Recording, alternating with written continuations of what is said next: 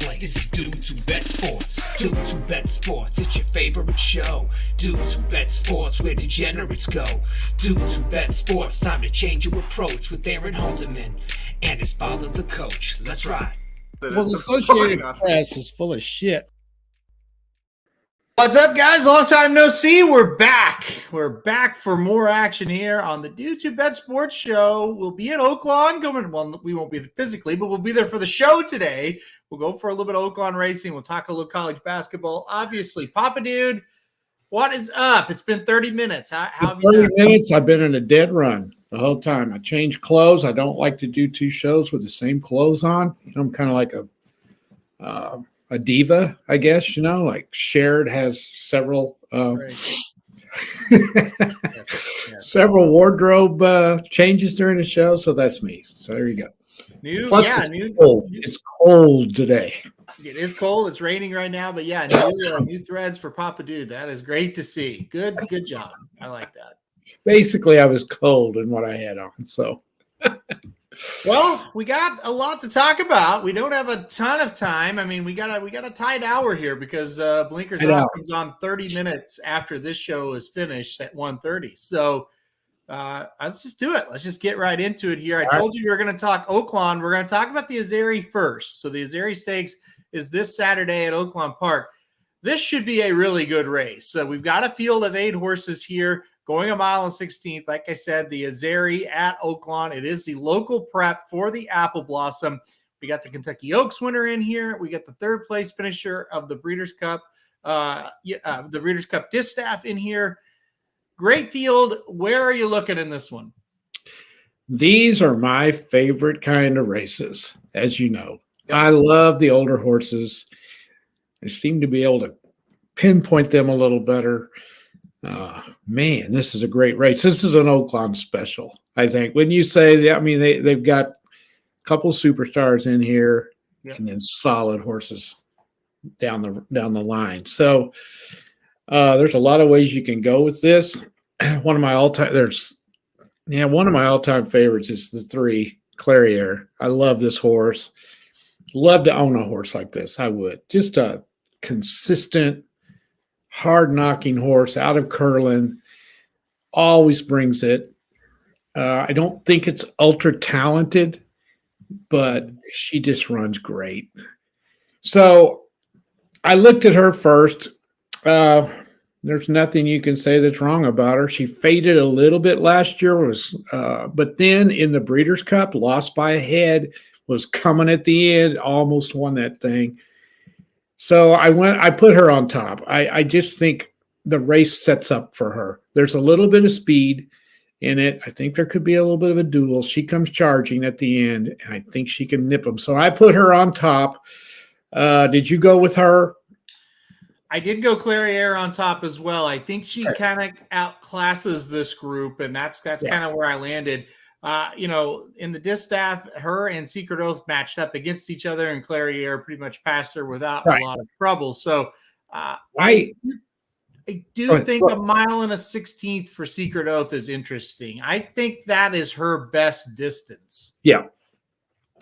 The thing with Secret Oath, she needed some time off. Mm-hmm. She had ran in a ton of huge races, which Dwayne does. Mm-hmm. And that's just what he does. If he's got a good one, he puts them in there.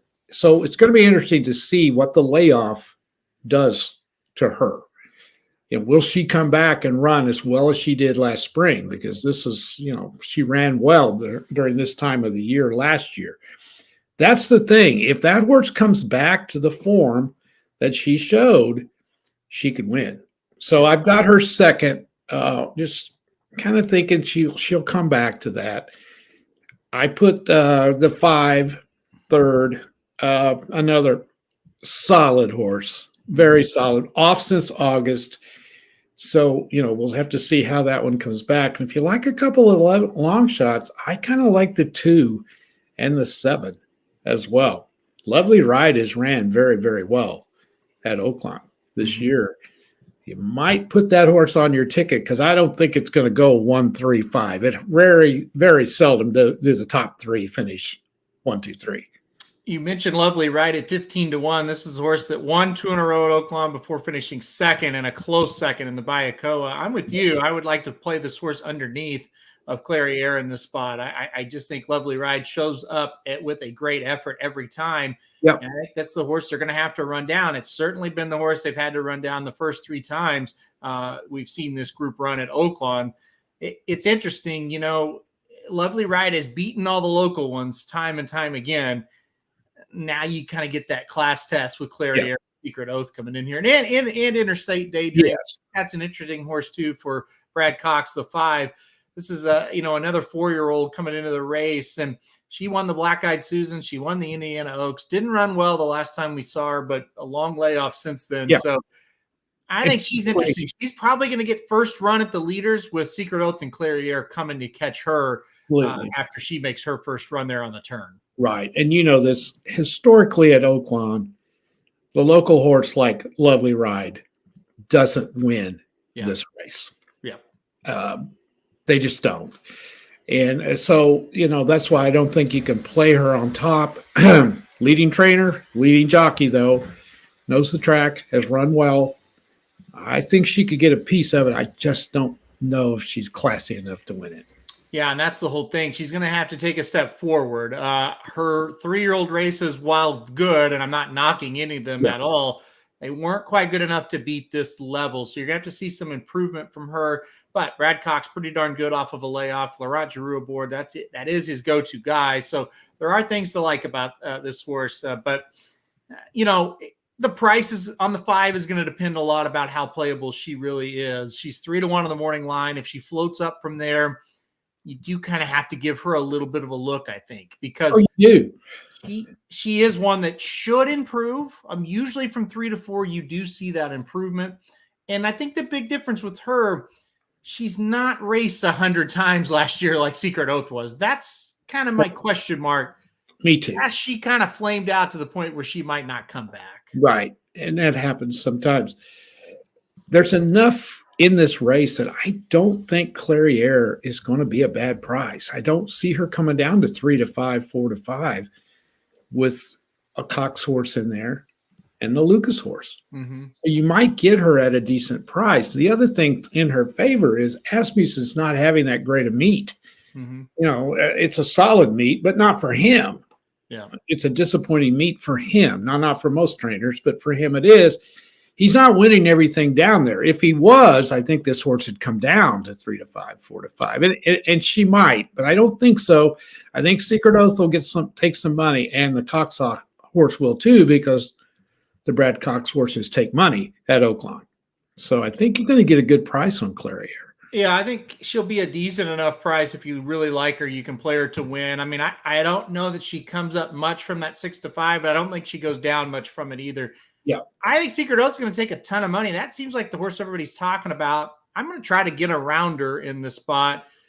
I might put her in the underneath positions, but I am going to lean on Clairiere. I think the biggest thing with her and the thing that you're not sure about is how will she come out back off that layoff, and how will she, run as she gets a little bit older. We've seen it with the fillies and the mares before. Sometimes they reach a point where they don't really want to do it anymore. Yes. Saw that with Latruska. She didn't really want to run. And she kind of quit last year. I don't think Clairiere's at that point, but that is a worry of mine. Yeah, it is. Latruska was a little older, though, wasn't she, than Clairiere? Mm-hmm. And Clairiere has not shown any sign of not wanting to run. I know exactly what you're saying. Yeah.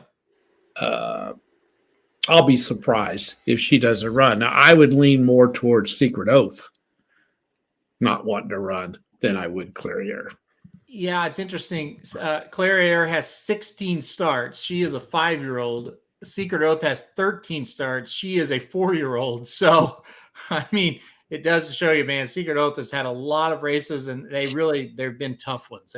She doesn't get an easy spot, does she? No, she doesn't. And that's what Dwayne does. And I'm not knocking him. I mean, that's just what he's got a good one. He's going to go for every big purse he can get. Mm-hmm. And that's what he does. So it'll be very, very interesting to see how Secret Oath does. Sometimes Dwayne's horses flame out. Yeah. With Clairiere, and Michael makes a good point. I do worry, how far behind is she going to be? And I think there's going to be some pace, but I don't think it's going to be blazing.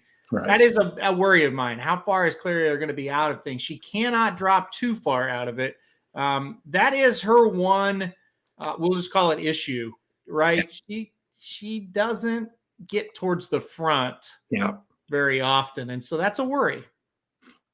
She's like Red Route 1 in a sense. Yeah, she is a lot like Red Route 1 for sure. Yeah, Secret Oath, a horse we've liked. Mm-hmm. A lot of people talk about this horse just loves Oaklawn, and I don't really think that's the case. More so if she loved the competition she was facing at Oaklawn last year. People say that about White Abari. Oh, he loves Gulfstream. No, he loves the competition he faces at Gulfstream. I mean, she blew out horses that she should have, and she got beat by Cyberknife and Barber Road.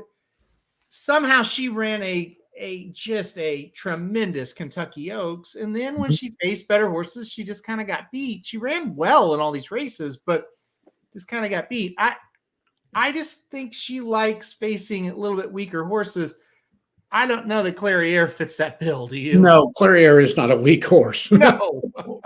No, she's a champion. The thing in the Kentucky Oaks, refresh my memory, didn't Nest have some problems in that race? And had a bad trip or something in that race. Something happened. She didn't run real well. She kind of got bottled up on the inside where Secret Oath stayed on the outside. And then when the real running began, and we talked about this with Secret Oath, she can put you away on a turn real easy. And if you lose distance with her, you're in big trouble.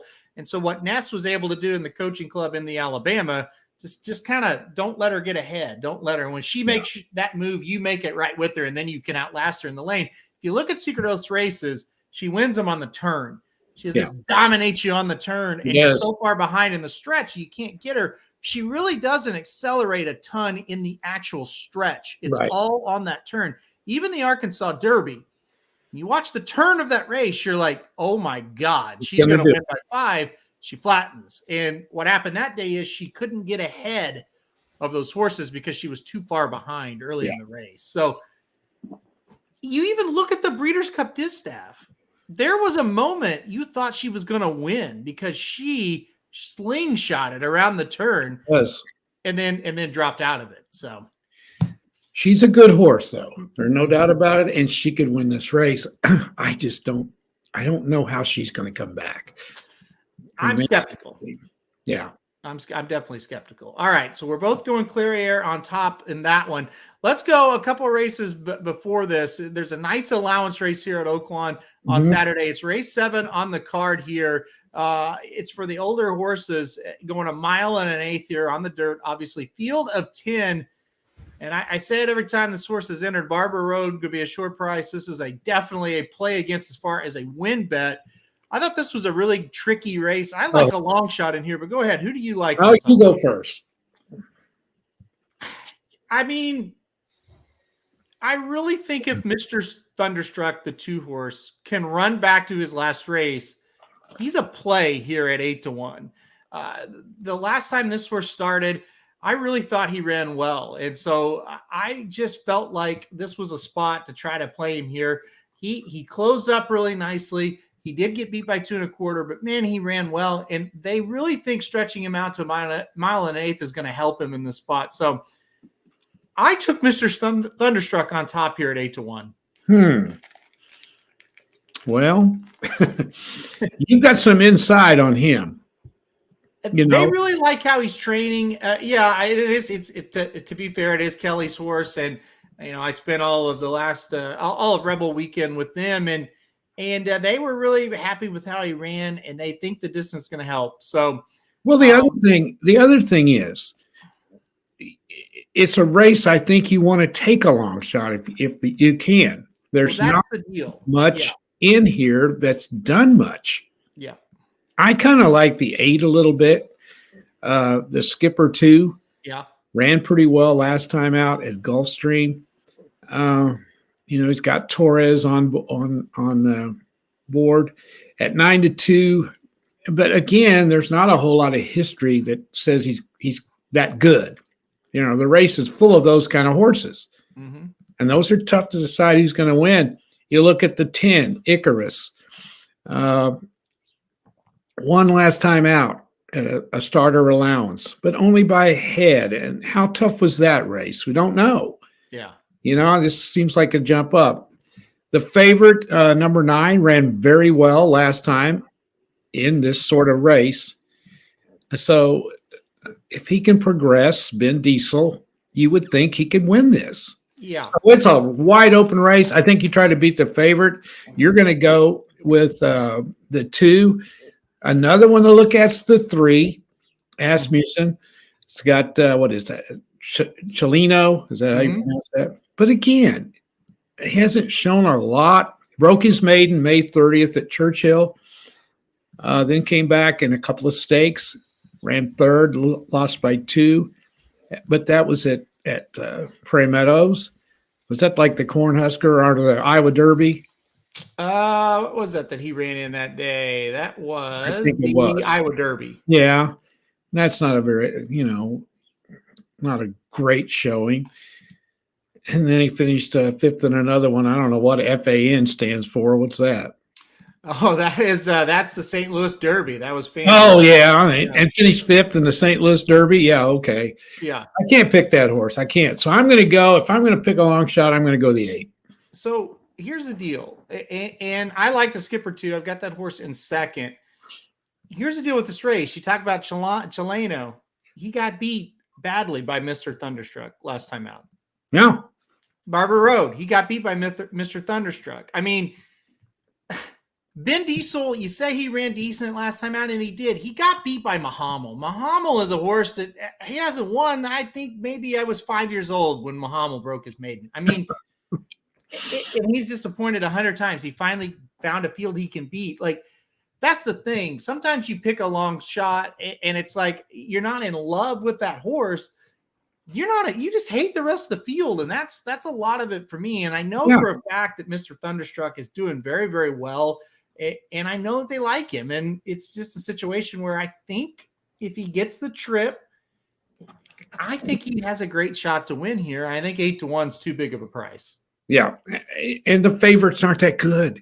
Mm-hmm. That's the thing. I mean, Barber Road's done what? Nothing since way long time ago. I mean, it just hasn't come back and run very well. So, and that's just it. I can't. There's just no way I'm taking Barber Road. Look, here's the deal. You look at it and you say, well, it's got to be Barber Road's time. It's like, I don't think so. I don't know. I mean, he can win, but why would you think he's going to win this race? Yeah. Do you think I could see the favorite being 7-2 in this race? I think the favorite is going to be Ben Diesel. I bet you get like 3-1. I would imagine. But I don't have a ton of interest in betting Ben Diesel at 3-1 either. No, me neither. Now the skipper too for coming in from Gulfstream Park. Last time out got beat by Expressman and Montauk Point. I think those 2 horses would be favored in this field. So can't hate on you for taking the 8. I think that one makes a ton of sense. I think he'll take a little bit of money too. I'm very worried he's going to be the favorite. He might. He's got Taurus riding him. That's the leading jockey. Yep. And these others are not that good. So he could come down to 3-1, maybe. Yep. That's a big fall though. But anyway, yeah, this is an interesting one to watch. Yeah, I think it's going to be like I say, a fun race to watch, and I think it is a race where you can get a little bit creative and try to make some money here. We'll see. I don't know. I think even the pace, it's like if you want to take a horse to go gate the wire, the 4 maybe, and the 4 could get the lead, but now you're playing a horse coming from Penn National. Yeah. I don't know about that. I think the 6 could be up there towards the front, but then you're playing a horse off a long layoff for a trainer that you don't know a ton about. Nope. Doesn't do well at Oaklawn. It just has a feel of a race you're going to scratch your head about. What about the 5? Is there anything to that one? I didn't. But I mean, won a main special weight at Tampa. First race on the dirt was that race after 4 losses on synthetic or turf. I mean, now we're here. It's a weird spot. I don't know. You're probably right. Yeah, the question here, Barber Road, no chance. I mean, well, you can't say that, but I can. I certainly don't think he has a shot. No, I don't. Listen, he's going to probably be right around that 3-1, 7-2 range. Right. You got a horse in the race that's 8-1. That's probably going to be 10-1 by the time it's over. And he wasn't even close to beating him last time out. So I just don't. I don't see it. If you want to play him, fine. Let's be real clear. Barber Road won a maiden claiming $30,000. Right. Maiden claiming. And then won a starter allowance. That's it. That's his 2 wins. Yeah.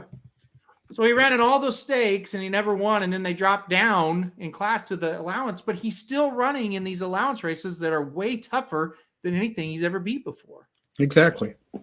Yeah. I would not bet the horse because the odds are going to be too low. If he wins, I lose. I mean, it's just that simple. Yeah. Well, yeah. And it's been that way forever. You feel bad about it. Listen, last time out, it doesn't get much worse than that field for an allowance race. And he didn't hit the board. His first out, he was beaten 8. His next out, beaten 6. I mean, he's just not playable at these short prices. If you ever got a field where the pace was just going to completely fall apart and he was like 8-1, then he becomes an option. Yeah. I just don't see it. Nope. I agree.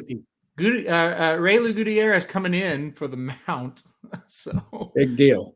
We'll see. Well, he was the one that rode him last year when he was doing well. Maybe that will make a difference, but I know Shotty's very mad, but well, I hope he wins for Shotty. I do.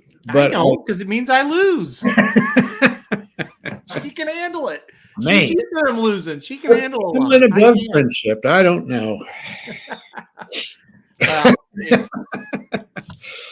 Okay, it's a good consolation prize if he wins. Shotty will be happy. No, it's terrible. I hope all right, let's move on. Somich is wearing off on you. I don't know. You didn't used to be this mean. I wonder if Somich is awake yet. I don't know. Gosh. Worried about that guy. I know Dr. Tang is here. I keep hearing from him. So okay. I didn't hear from him today. Well, that's not good. He might. Well, I don't. No, I didn't. I did not hear from him. So he woke up a little later, I think, maybe than usual. Yeah, he's off schedule today. Yeah. Okay, so we're both going with a little bit of price here. You're going number 8, the Skipper 2. Probably makes the most sense. I'm going to go number 2, Mr. Thunderstruck. Hoping he can improve off that nice second place effort last time out. All right, let's go to college basketball. It is a massive weekend this weekend and the next. We're kind of going to go through who we think is going to win these conference tournaments coming up this weekend for the Power 5. I also want to do like bubble watch with you as well. I'm going to give you a couple teams. You tell me if they're in and out as well. Right. So, I like it. All right. Are you ready? Let's start with the ACC. Okay. Who do you think? Let's do this. Who do you think is going to win the tournament as far as their conference tournament? Got it. And then who do you think is going to make the deepest run in the NCAA tournament? Oh. We'll do that too. All and right. then I'll do bubble watch. How about who's going to win this tournament? How about a sleeper team maybe that comes out of this and wins the tournament? Okay, that's fine. The conference tournament. We'll make up the rules as we go. That's good. Okay. Who do I think is going to win the ACC? Yeah. I'm going one of two teams. This is a wide open tournament, my opinion. I'm either going to go Duke, who I think is playing as well as anybody in that conference right now, or Miami. And if I had to pick, I would take Duke simply because Miami doesn't usually win this tournament. So I really like the way Duke's playing. I'm not a big fan of Virginia. So who can make the deepest run? But, that is, it's very, very hard to decide who can make the deepest run because we don't know what the brackets are yet, the matchups and all that. Just in general. I know. I'd have to take Duke just because I think they're playing better than anybody in the conference. Who do you like? Well, I was going to ask another question. Do you think, because last year, people were kind of, oh, this ACC, it's not very good, and they got 2 teams into the Final Four. I'm not saying can they get 2 teams in, but will anybody out of this group be able to make that kind of run this year? Well, we didn't think they would last year, and they did. And so I don't know. This tournament is so wide open coming up. It's hard to pick anybody to get there, really, after you get through the first 3 or 4, and there's not any in the ACC that I have there. I have to, if Duke keeps playing as well as they are, I think they can make a run. Mm-hmm. I just don't think those other teams are good enough. I think somebody will beat Virginia because Virginia struggles scoring. Yeah. And I think somebody will. My sleeper team out of this plays tonight, and that's North Carolina. I don't think they're that good, but I think they can make a run and win this tournament. All right. So I like North Carolina State as far as a sleeper. That's good. I think they're a pretty good team. Sleepers as far as the NCAA tournament is concerned. I'm with you. I think Duke's going to win this conference. North Carolina in the tournament or out? Oh, I think they're in. Think they'll get in? Everybody says they're out. They're 20-12. I think they need to win today to solidify things. If they beat Virginia, how can you keep them out? They're 20-12. Yeah. And they're North Carolina. Do I think they deserve to be in? Here's the thing about Carolina that sets them apart from, say, a Rutgers. Okay. They play a tremendously tough schedule. Mm-hmm. They don't dodge anybody in the non-conference schedule. So, they've lost some games there. I think they're in. I'm with Dennis. I think they're in if they win tonight. If some crazy things happen, if some of these other tournaments and a long shot gets in there, it might knock them out. It's hard to imagine an NCAA tournament without North Carolina, isn't it? Without a 20-win North Carolina for sure. Yeah. All right, let's go to the Big 12 now. You've got Kansas. They're going to be a big favorite in this thing, like always. Although they're only a 4-point favorite tonight. I would take Kansas tonight. We talked about that earlier. All right, Big 12, who you got? You think Kansas wins this thing? I do, because it's in Kansas City, and you can't pick against them in Kansas City. You just can't. They're consistent. They don't dominate people. They don't win big very often. They're just one of those teams that's tough as a boot. They're well coached. In Kansas City, I have to pick them. So, yes, they're my pick to win it. Sleeper team, I like Kansas State. I do. I like the way they play. If they can shoot the ball well, I think they've got a shot. What was the other? What's our other thing we're doing? Who can make a run? Yeah, well, I'll just go ahead and piggyback off what you just said. I'm with Kansas, but what do you think? They won the national championship last year. Are they that caliber team? I'm not saying you need to predict they win the national championship. Do you think they're going to make the Final Four? I don't think they're as good as they were last year, but they play in a very, very, very difficult league. So we don't know for sure. Every night you can get beat. I don't care who you play. If you don't bring it, you're going to get beat. So that might be some of the reason they're not dominating. Yes, they can make a run. They're just so consistent. The deal with Kansas, as we all know, is getting through that first weekend. And if they do, they seem to play pretty well after that. Pedlo say Kansas State to make the Big 12 final plus 325. You kind of think they're a sleeper. So, the problem is they're a 4 seed, I think. Or are they 2?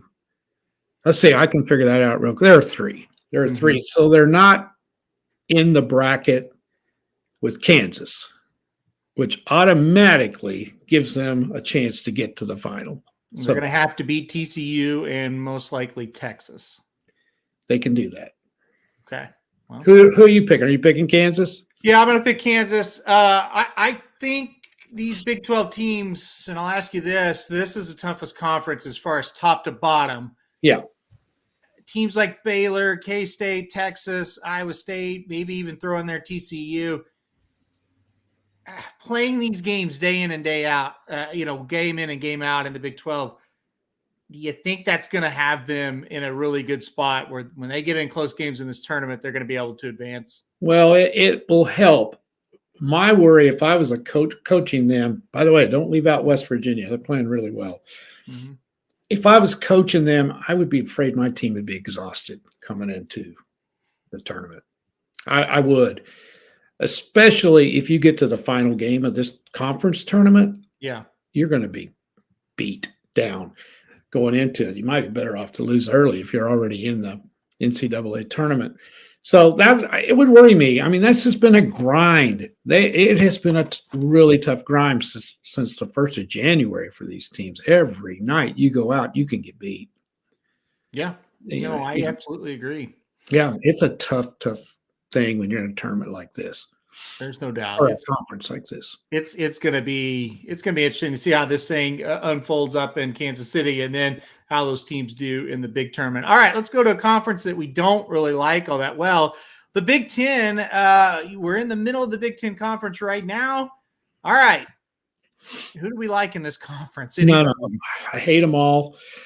I think this is the most overrated conference I've seen in years. I just don't know why they're getting 9 teams in. I cannot understand it. It's mediocrity all over the place, Mm-hmm. We got high school coaches that some place get fired for some of these records. It's just I don't know. I think Purdue will win it if they can shoot the ball from the outside a little bit. They're better. Just look at their record. They're better than these teams. Yeah. All the rest of them just knock each other off. Yeah. At one time I thought Indiana was starting to make a run, and then they kind of faded. I don't think anybody's going to pick Northwestern. No. What about Michigan State? That's my sleeper. That's my sleeper team to win the conference championship, but I'm not high on them. I'm not either. They've lost some games. They should have won. You look at Maryland, no. Illinois sucks. Rutgers is off. Come on. Is Michigan a team that's going to make this? Well, they're scary. Yeah. If they get beat tonight, they're out. They got to be. Well, we said that last year. I know it. 17-15 would be their record. Well, weren't they 16-15? I don't know. It was bad. But, guys, here's the deal. You're supposed to win your games. Yeah. I don't care who you're playing. Yep. You play 32 games and you lose almost half of them. You're not deserving to be in that tournament. It is as simple as that.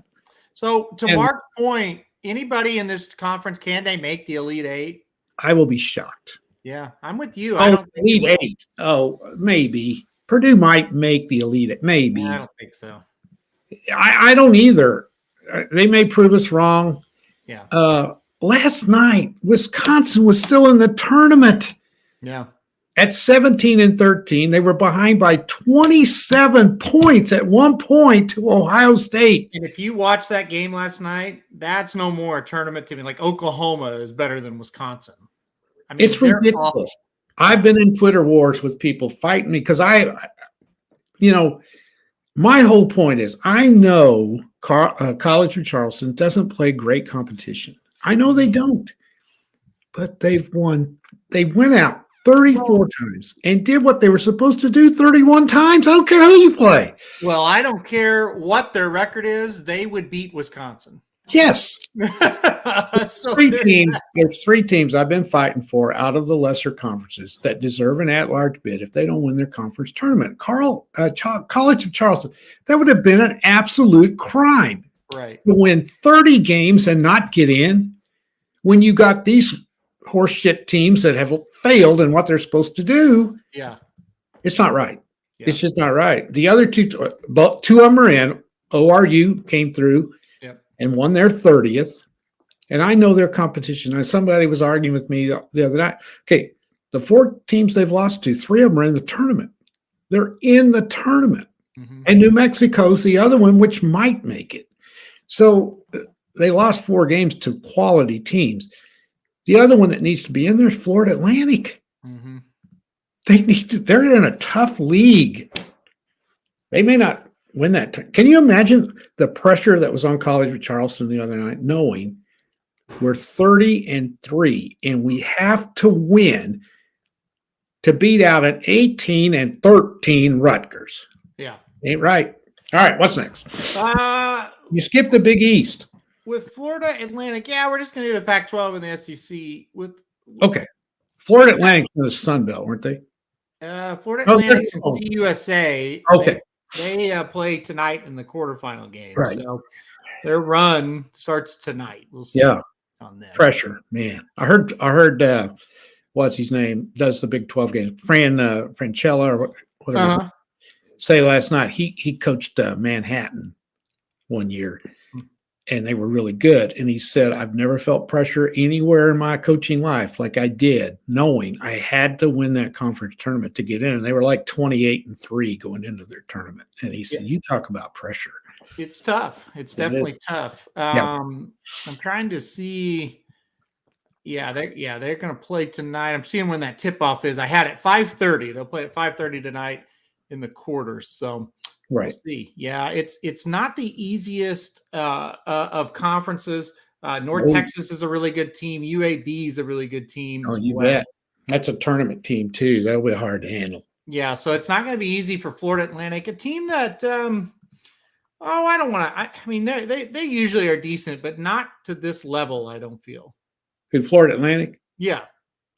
They probably are usually okay, but my God, they've won like 28 games, something like that. Right, and that's what I got it right here. They've won 28 games. Yeah. I don't think they've ever won 28 games. Yeah, that's what I'm saying. They're usually decent, but not this good, and so. No. They're going to have to beat some teams that have experience. That's going to be interesting. And they've already beat them before, and they got to turn around and do it again. That's the thing.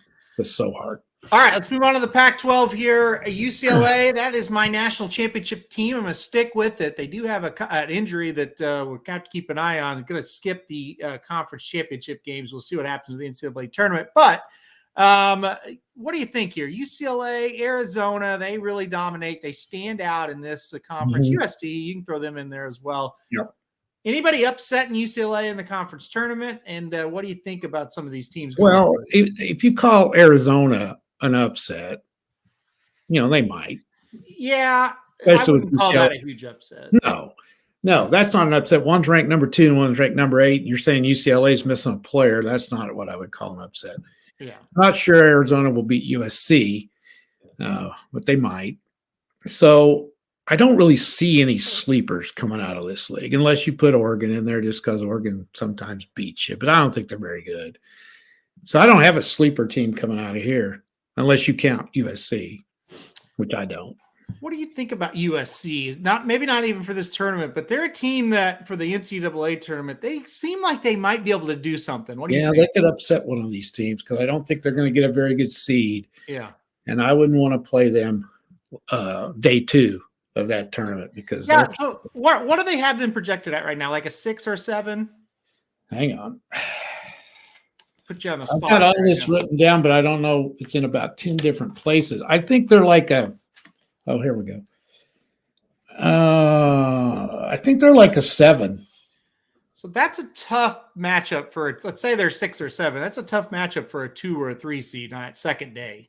You better believe it is. I mean, that's a good team. They've won a lot of games. They're the knock on them is they play, in a conference that's not real strong. Well, they've done pretty well in that conference. It's not like they've here's the seeding. They are right now seated. Are you ready for this? 10th. Well, that's according to ESPN. 10th. That's going to be a really tough matchup for somebody. How are they 10? I don't. I don't get it. It doesn't really matter if you're 7 or 10. You're going to have to play the same team, and you're going to have to play the same team next. So that's the beauty when you get into the tournament. Yeah. Let me see real quick here. I got to go to this other thing. What bracket they've got them in? Because that's a key. Now again, this is just speculation. But give us an idea of who they might be up here. Yeah. Go to the 7s. And this could have been updated. Okay, here we go. Now get this. Now you talk about a screwed up mess. Mm-hmm. Guess who they have as 7? Texas A&M. The number 2 team in the SEC conference. Probably, yeah. That's anyway. Go ahead. But who It's was idiotic. Okay, so that's a matchup that shouldn't be. Yeah. But anyway, Texas A&M and USC. If they win, guess who they play? Purdue. They got Purdue at number 2, and they've got them in their bracket. That doesn't mean they're going to be there, but that's where they've got them. So that let me just stop though, and that's what I wanted to know. This is it, right? This is the example I'm trying to make. Exactly. If Texas A&M or USC matches up against Purdue, I'm taking Texas A&M or USC. I am too. And that's why with Purdue, if I don't have confidence they can beat a team like that, then forget it. Exactly. Yeah. Well, then you stretch this out a little bit farther. Let's say this bracket is the way it is, and we're really doing something we shouldn't because it probably won't be this way. Well, sure. The number 3 seed is K-State, and the number 6 seed is St. Mary's. Well, okay, let's say they go USC and Texas A&M beats Purdue. You don't think they can't beat those teams? Yeah. They could. So there's a bracket you might look at if that's the way it was, and you could pick a long shot coming out of that. And we can look forward to that coming up next week when we go through the brackets. That's something to definitely look forward to. But yeah, I mean, that's the kind of matchups you kind of dream of as a gambler. You're going to get points with a team that you think is probably going to win outright. You're going to get a good money line price as well. We'll definitely be able to identify those. Yeah, and that one's, they won't be the favorite. Or they will be underdogs going in. Exactly, that's what it said. Yeah. And that's one you might look at. I could see if that did come to fruition and they played Purdue, they might be an 8-9 point underdog in that game. The way Purdue is overvalued, there's no doubt. Yeah. So, all right, let's move on to the final conference here. Oh, real quick, am I crazy for picking UCLA to win this thing? No, they're solid. They play the same every night. They can win close games. Defensively, they're nails. They're very well coached. They're the type of team that can get through tough games, which you're going to have. They don't have any real highs and real lows. They're just like a flat line when a person's dies. They're just even keel going through that. Yeah, I love it. That's an example what you just gave right there, but okay, I'll take it. Yeah.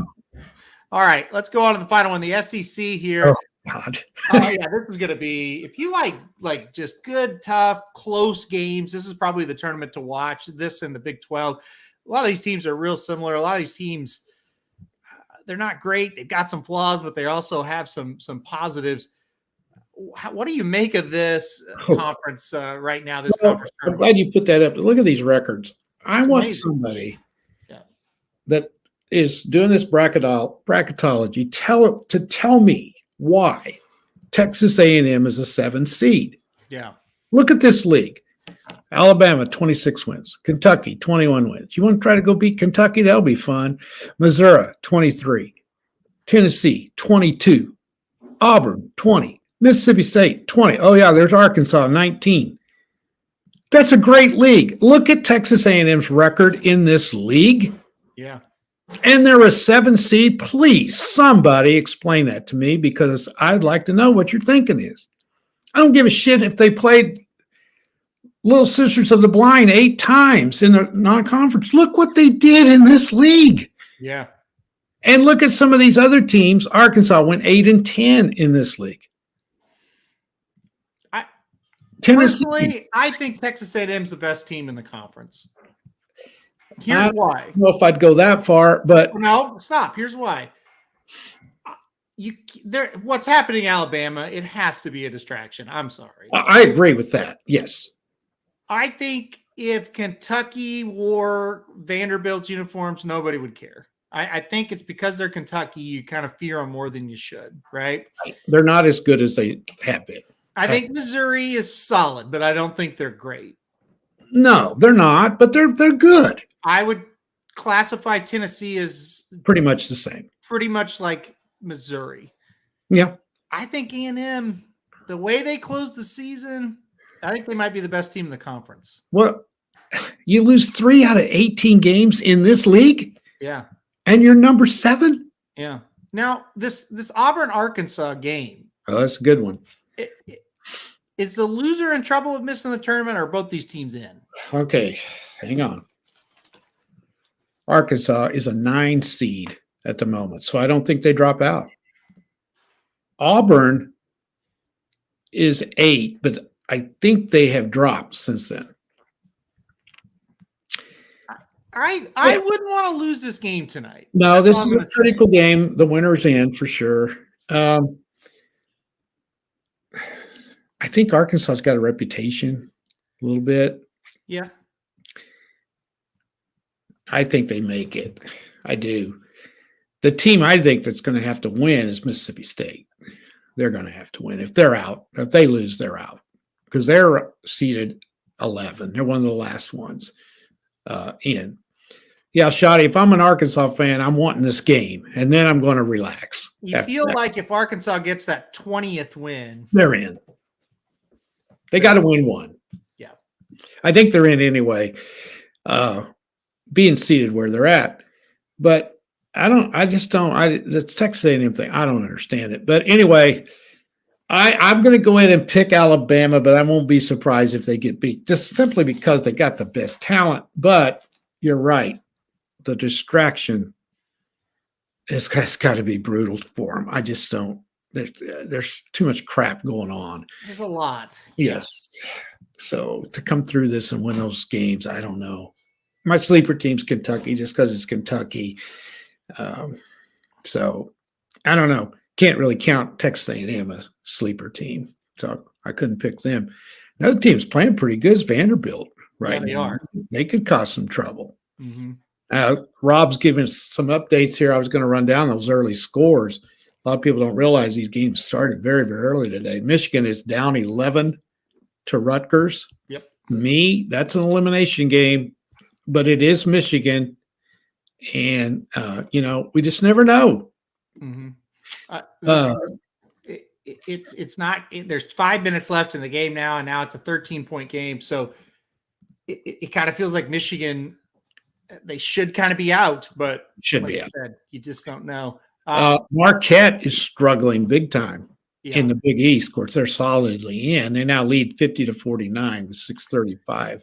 What about a team like Wake Forest? They're playing right now. It's 65-57 Miami with about 4 minutes left. Wake Forest, they're out? They're out. They're out with a loss. Yes. Iowa State, obviously, they're going to be in. They're down 8 right now to Baylor. Yeah, they're in, but I don't think they're very good. I just don't. If they don't shoot well, they can't win. They have to shoot well to win. They have to shoot well, and if they're not, they're not going to win. So no. I think they're really flawed. That's a team in the Big 12 that I don't think deserves to be in. I really don't. They really faded down the stretch. Yes, they did. And like I said, they're going to be in, but they're in trouble here in this Big 12 tournament quarterfinal game. You mentioned, we were talking about the SEC, you mentioned about Mississippi State. Mm-hmm. They need to win this game. They're up 34-21 first half. They're ahead? Yes. Are they playing? Who are they playing? Florida? They're playing Florida. Yeah. I think that they have to win that game. They have to. Seems like they're going to do it. That'll give them 21 wins, put them 21-11. I think 21 in this league should get you in. Probably should get you in. Yeah. Yeah. For sure. It's a tough league. Now we didn't. Let's see if there's anything else. A couple games already went final. Nothing to really note though. Okay. What about the Atlantic 10? How many teams are they getting in? 1. They're just getting 1, really. Yeah. As of right now. That's a pretty good league. It's a solid league. They don't have a great team. Yeah. They don't get any respect. Well, hell, when you get 9 out of the Big 10, what are you going to do? Yeah.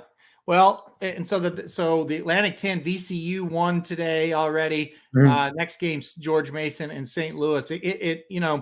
You got VCU's 25-7, Fordham's 24-7. You got George Mason, St. Louis, and Dayton all have won 20 games. Yeah, it's a good league. It certainly feels like they should get more than just 1 in, but well, you need to get a hold of the people that are doing this and tell them that the Big 10 sucks and they shouldn't be getting all these teams because they can't even win 2/3 of their games. And this is supposed to be an elite tournament.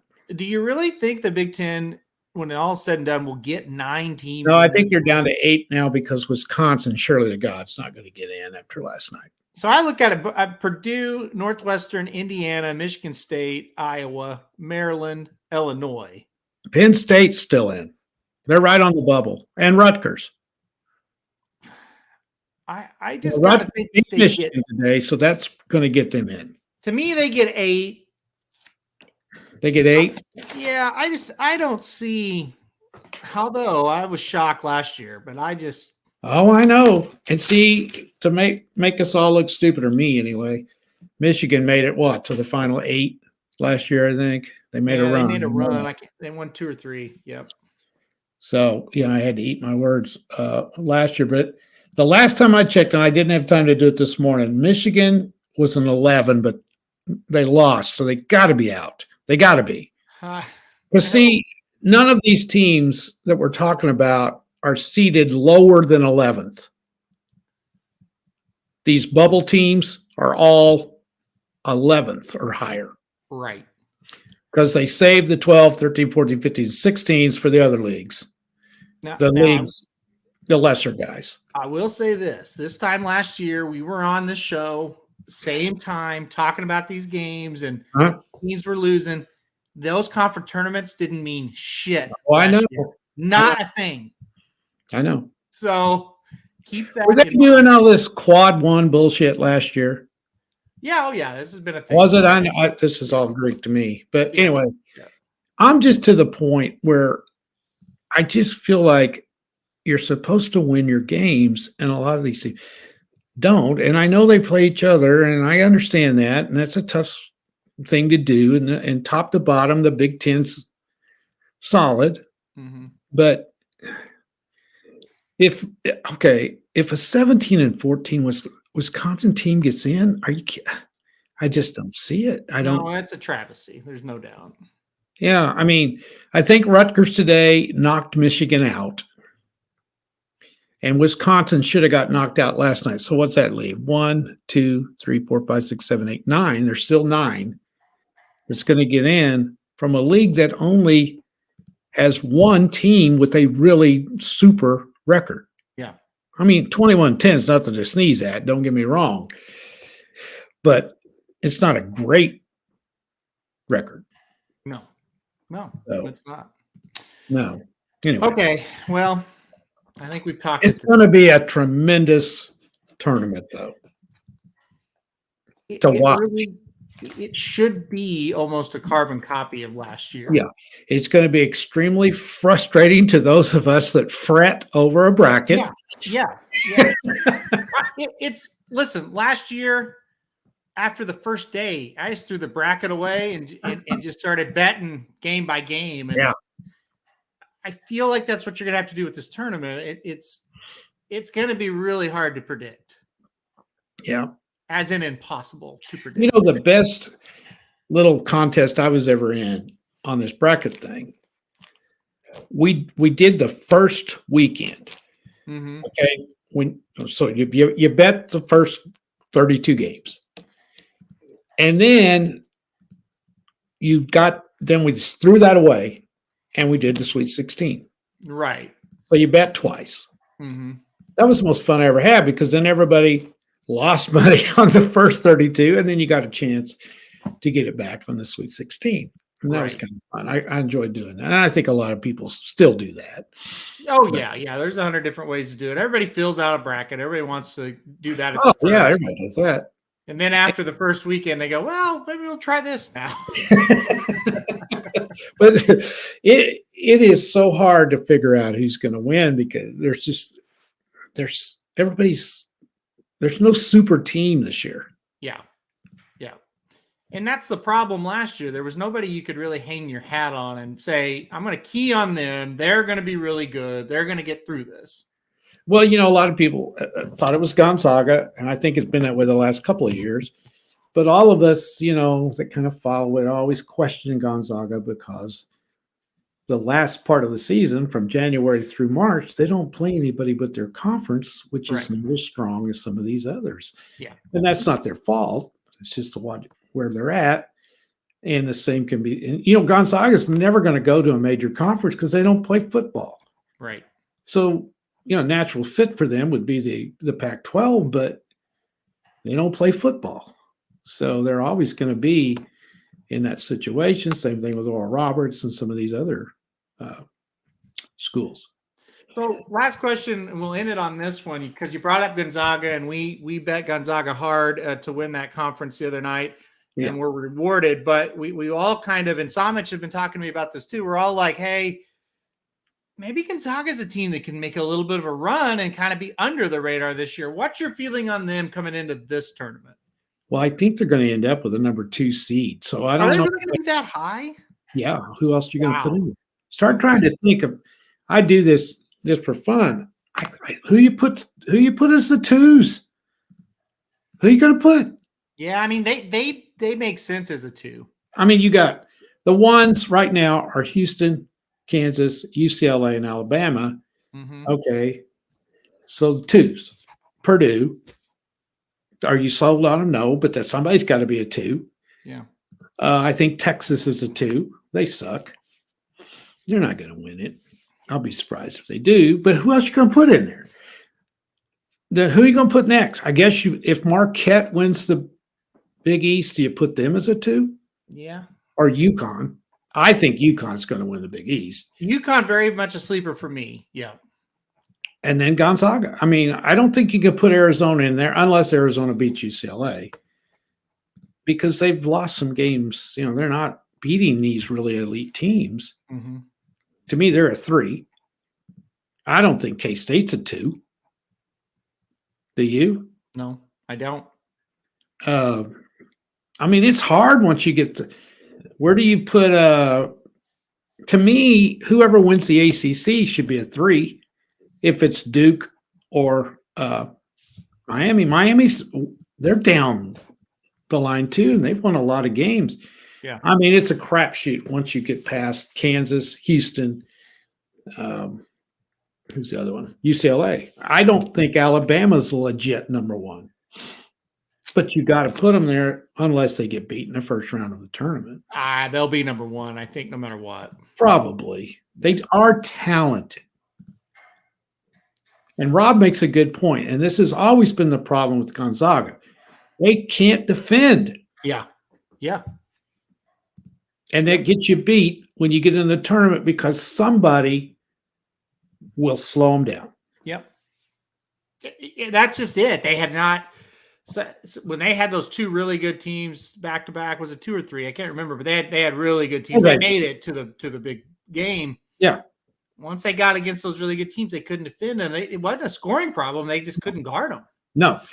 And you got to have it all, and they don't. And Rob makes the thing about their conference, just because it's Gonzaga, St. Mary's is in the same conference, they're automatically in. And they're really, I don't know if they should be automatically in over some of these other teams. I don't know. Yeah. But anyway, trying to fill that bracket out come Monday. Holy cow. I'm dreading it already. We'll probably have to have an earlier show next week. We may have to do one on Monday. Probably Monday. Yeah, probably Monday. Yeah. So we're going to have to because and we might need to do one in the middle of the first round on Thursday. Yeah, no, I think we need two shows next week, a Monday and a Thursday. Yeah, it'll be really fun. Yep, for sure. We'll be all college basketball on here next week. And we need to do our bracket contest again. Yeah, we will do a bracket contest. I will post that on Twitter. We'll also promote it on the show Monday once I get it set up. I would already have it set up, but you can't until the brackets come out. Exactly, but because we had a bunch get involved in that last year. Yeah, I can't remember. I think we had in the hundreds. Oh yeah, 125, 130, I think. Yeah, and the winner got a swag bag / prize pack from Racing Dudes, and it came down to the last game. It did. Yep, it did. It was fun. It was a lot of fun. Yeah, so we will do that again this year. Don't worry, we will definitely do that. And Shadi, I don't think you were on it. Yeah, so. And the thing about it is, everybody gets a chance to kick my ass, which every single one of you will. So there you go. Yep. So we'll do a bracket challenge. Yeah, I think we'll run down the full bracket on Monday. So Yeah. That'll be fun. Everybody get on here with us, make your picks, and that'll be great. Yep. We'll have a good time doing that. All right. Well, speaking of good times, let the good times roll. We're 30 minutes away from blinkers off, coming up at 1:30. What's on the agenda today? You don't think the good times will be rolling? No, I think it'll be rolling. I just wanted to know what good times are we going to be talking about today. All right, we're going to talk about the Tampa Bay Derby, the Azeri, the Beholder Mile, the Challenger, and the Hillsborough Stakes. That's Well, I stakes. don't know how it doesn't get any better than that. It really doesn't. Boy, it should be just all kinds of fun. So much fun that you might not be able to handle it. And then following up, maybe have you heard if Somich is awake yet? Somich will not be on the Magic Mike show, Oh but my goodness. Magic has gotten a co-host for the Magic Mike show. I have no idea who it is. So 4:00 Central Time, Magic Mike show. So it's definitely going to be a lot of fun still. There we go. I may have to tune that in, see who it is. Well, me too. I asked him and he did not tell me. So. Oh, secretive magic today. That's right. There's all different kinds of magics. Today it's secretive magic. Certainly is many faces of magic. All right. Well, we're going to get out of here for this one. We'll be back next week with all kinds of tournament talk and anything else we feel like talking about. So good luck if you're betting this weekend. I'm sure you are. So I'll just say good luck to you. And we will see you right back here coming up in about 29. Well, hold on. It'll be about 8 minutes late. So we're still 37 minutes away from blinkers off. Come back, though. We'll be back at 1:37 or 1:38 is my guess. All right, guys. See you for that one. This is Due to Bet Sports. Due to Bet Sports, it's your favorite show. Due to Bet Sports, where degenerates go. Due to Bet Sports, time to change your approach with Aaron Halterman and his father, the coach. Let's ride. Well, the Associated Press is full of